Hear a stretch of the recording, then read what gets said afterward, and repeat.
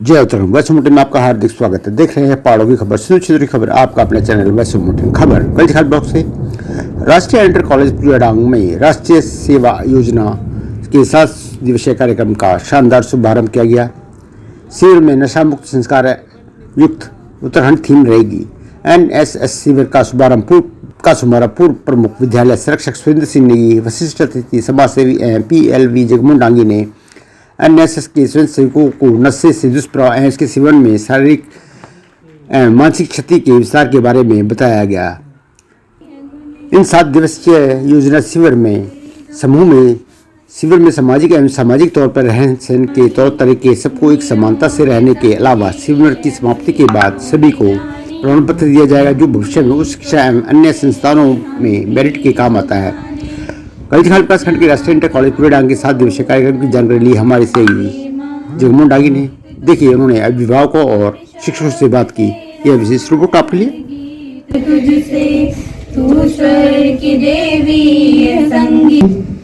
और जाने पत्रकार और इस क्षेत्र की आवाज श्री जगमोहन भाई जी कि वह इस शिविर को बहुत ही सुचारू और सही ढंग से संपादित करें।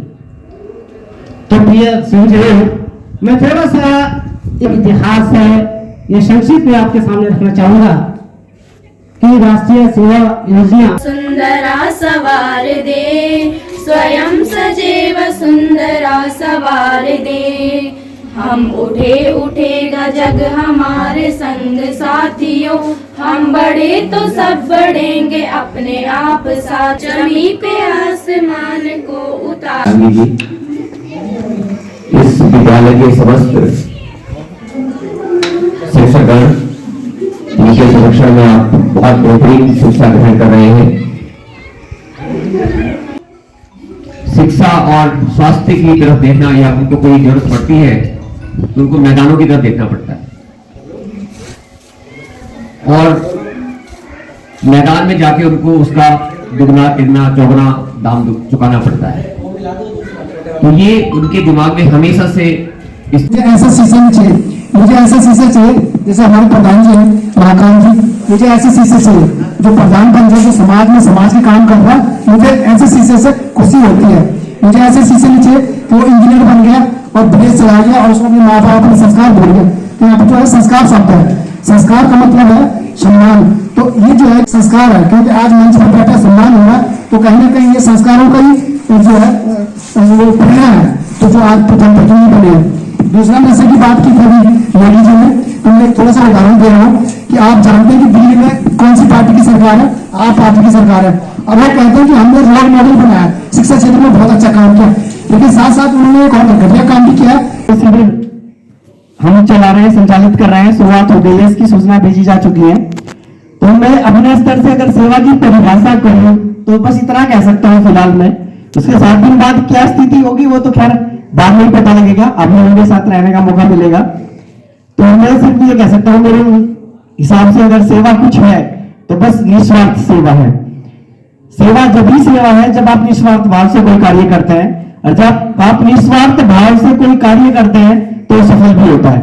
मैं बताना चाह रहा हूं कि जब मेरिट बनती है 10-5 से सिलेक्शन होने से जो अभ्यर्थी होता है, जो हम गार्जियन हैं या युवा हैं और जो हमारे छात्र छात्राएं हैं, ये हमारे देश की क्या है कर्णधार हैं।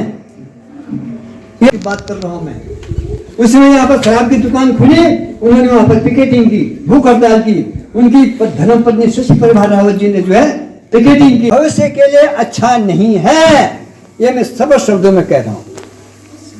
इसलिए बच्चों आप लोग भी जो है ये जितने चीजें अभी डांगी जी ने भी कहा था कि भाई जो ये शराब जो है अनाचार की जननी है, ये शरीर और आत्मा दोनों का नाश करती है, फिर भी जो है इनको समझ नहीं आ रही है।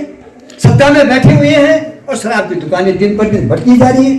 हमने कभी नहीं देखा था यहाँ घंडियाल में बांगाट में, ये हमारा ग्रामीण क्षेत्र है, वो दूसरे ढंग का है और गांव का परिवेश बिल्कुल भिन्न है। गांव का वातावरण अलग है और विद्यालय का अलग है। वहां पर बुजुर्ग भी हैं, महिलाएं भी हैं, थोड़ी बहुत खेती बाड़ी भी हो रही है। बच्चों को ऊपर से जो विभाग से हमें बुकलेट्स मिलती हैं उन बुकलेट्स को दे दिया जाता है और उसमें पूरी कार्य योजनाएं रहती हैं कि सुबह किस तरह से व्यायाम होगा, कितने बजे से आपको योगाभ्यास करना पड़ेगा, इसके बाद ब्रेकफास्ट कब होगा, लंच कब होगा, डिनर कब होगा, फिर रात को कल्चरल एक्टिविटीज़ कैसी होंगी, किस किस तरह से अन्य कार्यक्रम होंगे, सारा कुछ उसमें विस्तार पूर्वक दिया गया रहता है। तो उसी अनुरूप ही अपना पूरा 7 दिन और 6 रात यहाँ पे अपने कार्यक्रमों को करते रहे और अंदर की जो छिपी हुई चीज़ें हैं वो बाहर उनको निकाला जा सके, तमाम भी प्रयास किए जाते हैं इस शिविर में। और चूँकि समुदाय में रहते हैं तो एक आत्मीयता भी आपस में डेवलप हो जाती है और बच्चों का ये समझिए ऑल राउंड डेवलपमेंट यहाँ पे करने का प्रयास किया जाता है। और 7वें दिन देखने में भी आता है कि बच्चे जो है काफ़ी कुछ डेवलप हुए हैं, चाहे मानसिक रूप से मजबूत हुए हैं, ये इनके अंदर इस तरह की छिपी प्रतिभा बाहर आ जाती है। आज हमारे विद्यालय में जो 12वां एनएसएस का 7 दिवसीय शिविर हमारा प्रारंभ हो रहा है, मैं इस पर एक बात कहना चाहूँगा कि जो हमारे समाज के लिए वास्तविक रूप से चिंतित लोग हैं, इन लोगों की जो सोच थी, ये सोच शुरुआत में जब प्रदर्शित हुई तो राधा कृष्णन आयोग, जिसको हम विश्वविद्यालय आयोग के नाम से जानते हैं, ये 1948 में ये इसकी जो कंसेप्ट था ये आया। इस कंसेप्ट में जब अमली जामा इसको पहनाया गया तो 1959 की बात है कि जब पंडित जवाहरलाल नेहरू जी की सरकार हुआ करती थी, उस समय इसको फिर थोड़ा और इस पर डिस्कस हुआ। और जैसे कि आप सभी लोगों को पता है कि महात्मा गांधी जी के शताब्दी वर्ष 1969 में 24 सितंबर को इसकी विधिवत रूप से महाविद्यालयों के लिए इसकी स्थापना की गई। मैं विद्यालय स्तर पर बच्चों को जिस तरह से हम मोटिवेट करते हैं और बच्चे को मोटिवेट होना ही चाहिए एनएसएस के लिए, वो ये है कि इसमें पाठ्य की जो सहगामी क्रियाएं हैं उनमें प्रतिभा करने का और भविष्य में इसका जो बच्चों का भविष्य वो उज्जवल हो, इसके लिए सर्टिफिकेट जो A, B और C प्रदान किए जाते हैं। इससे राज्य सरकार और की जो सेवाएं हैं उनमें बहुत लाभ मिलता है, जिसमें कि 1, 2 और 3 नंबर इसमें बच्चों को मिलते हैं। तो ये मैंने जैसे अभी अपने वक्तव्य में भी इस बात को कह रहा था कि जब मेरा सिलेक्शन हुआ था तो मुझे सीधे सीधे इसका 10 नंबर का वेटेज बीएड का जो एंट्रेंस टेस्ट था उसमें मुझे मिले थे।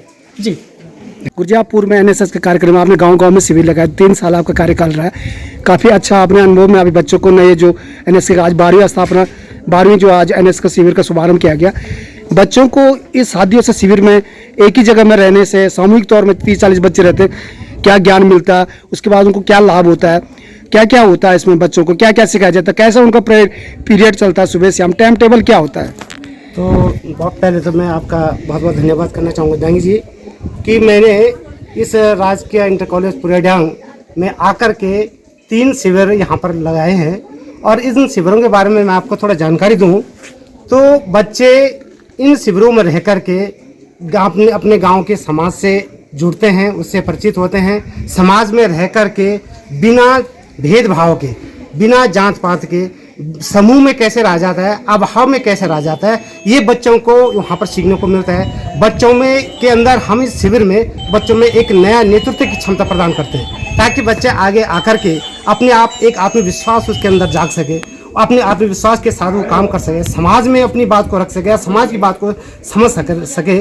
ये इस शिविर का सबसे बड़ा फायदा मुझे दिखता है। और अब तक जितने भी बच्चे जो हमारे शिविर से निकले हैं उनके अंदर मैंने ये सारे गुण देखे हैं कि जो अब तक यहाँ शिविर से निकले हैं। मैं स्वयं से ही एनएसएस का कार्यक्रम अधिकार रहा हूँ। मैंने अपने तीनों बच्चों को भी इस संस्था से जोड़ा है, इस समूह से जोड़ा है ताकि इस समूह से जुड़ने से बच्चे के अंदर सबसे बड़ा जो मैंने देखा है वो कॉन्फिडेंस आ जाता है। बच्चे के अंदर एक झिझक जो होती है वो खत्म हो जाती है, समाज के प्रति उसमें एक भावना जाग जाती है कि समाज की दशा क्या है, आगे जाकर मैं कुछ बनूंगा तो मैं क्या कर सकता हूँ। ये बात इस शिविर के माध्यम से मैंने बच्चों के अंदर भरने की कोशिश की है, बच्चों को सिखाने की भी कोशिश की है। और मेरे जितने भी स्वयंसेवी हैं उन सारे स्वयंसेवी ने हमारे इस कार्यक्रम को सफल बनाया है। एक बार मैं आपको उदाहरण दूं, यहीं पर जब आग लग गई थी तभी जो स्वयंसेवी थे उन्होंने उस आपदा में आगे आकर के उसका पूरा दायित्व निभाया कि जैसे हमने उनको शिविर में समझाया था, क्योंकि एक स्वयंसेवी का प्रथम कर्तव्य है देश के लिए हर परिस्थिति के साथ मुकाबला करना, किसी भी प्रकार की आपदा हो, चाहे दैवीय आपदा। मैं एक या किसी दूसरे को नहीं कहूँगा, मैंने कहा नहीं कि मेरे बच्चे की जो प्रारंभिक पाठशाला है वो है क्या, परिवार है ना। सबसे पहले वो परिवार से, उसके जो माँ बाप हैं वो उसके गार्जियन हैं, और उसकी मतलब ये है कि और भी गार्जियन, बड़े भाई भी हो सकते हैं, बहन भी हो सकती है। अभी देखा नहीं आपने यहाँ पर, जब मैंने कहा कि भाई कितने बच्चे हैं जिनके अभिभावक घर में जाकर पूछते हैं कि स्कूल में आपने क्या कहा, किसी का हाथ उठा, किसी बच्चे का हाथ नहीं उठा। तो इसका मतलब ये इतनी, ये जो पेरेंट्स हैं जिनको गार्जियन कहा जाता है, वो अपने बच्चों के प्रति कितने सजग हैं वो इस बात से साबित होता है। तो पहले के बच्चे अनुशासन में इसलिए रहते थे कि वो ज़्यादातर गुरुजनों के सानिध्य में रहते थे, वो बोर्डिंग सिस्टम में मैंने यहाँ पर कहा, क्योंकि वहाँ पर अनुशासित रहता था बच्चे। अब इन्होंने घर घर मोहल्ले में तो मतलब एक प्रकार से दुकानें जैसे स्कूल खोल दिए, और अनुशासन नाम की कोई चीज़ नहीं है। तो ये इसलिए हुआ कि हम यानी शिक्षा के महत्व को नहीं समझे और न समझ रहे हैं। पहले के लोग मतलब गरीबी में पड़े हैं, और उन्हें दूर दूर तक हम राशन लेकर के कहाँ से जाते थे। इतवार शाम हुई, आज है क्या ऐसा, आज कुछ भी नहीं है। आज तो सब बच्चे घर से खा के आ रहे हैं, वो 8 बजे उठ रहे हैं, 9 बजे कोई परवाही नहीं है उनको। वैसे गार्जियन 8 बजे कि क्यों नहीं उठ रहे हैं कि साहब हमारा कोई काम नहीं है। अरे काम नहीं है तो टाइम से तो उठना चाहिए ना, अपनी जो दिनचर्या है उसको संभालो। फिर एक सब्जेक्ट में उसको भूल गया कि हमारे जूनियर हाई स्कूल में क्या प्राइमरी में रहा होगा कि कृषि का एग्रीकल्चर, उसमें 100 नंबर प्रैक्टिकल के होते थे और 50 नंबर थ्योरी के होते थे। मुझे बहुत अच्छी याद है, तो हमारी डिवीजन में बन जाती थी। प्रैक्टिकल में तो 80 नंबर देने पर दिक्कत नहीं थी, और कृषि के माध्यम से सारी कृषि का तो शारीरिक हो जाता था।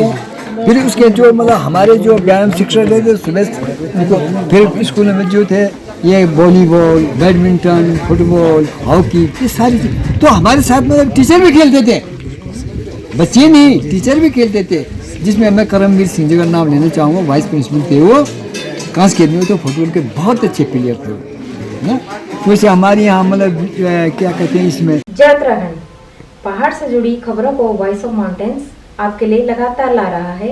यदि आपने हमारा चैनल अभी तक सब्सक्राइब नहीं किया तो प्लीज़ सब्सक्राइब कीजिए, घंटी बजाइए, शेयर कीजिए, कमेंट्स कीजिए और लाइक जरूर कीजिए। देखते रहिए वॉइस ऑफ माउंटेन्स।